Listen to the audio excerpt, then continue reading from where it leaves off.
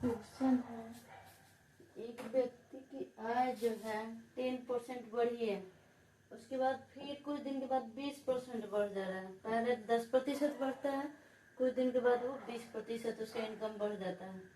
इस प्रकार व्यक्ति की आय कुल कितने प्रतिशत, यानी एक बार 10% बढ़ा और एक बार 20% बढ़ा उसके कुछ दिन बाद, तो टोटल कितना प्रतिशत वृद्धि हुई। इसके लिए फॉर्मूला है परिवर्तन प्रतिशत, यानी दोनों बढ़ के आया कितना। तो इसका फॉर्मूला है पहला प्रतिशत प्लस दूसरा प्रतिशत प्लस पहला प्रतिशत इंटू दूसरा प्रतिशत बटे 100।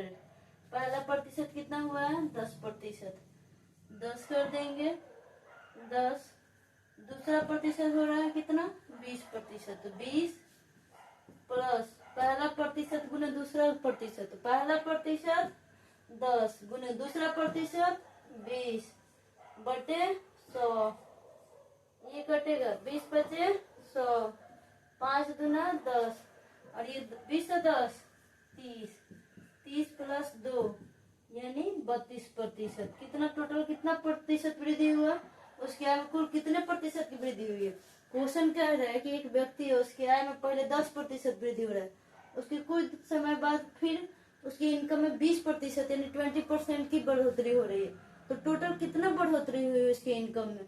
तो एक फॉर्मूला होता है पहला प्रतिशत प्लस दूसरा प्रतिशत प्लस पहला प्रतिशत गुने दूसरा प्रतिशत बटे 100।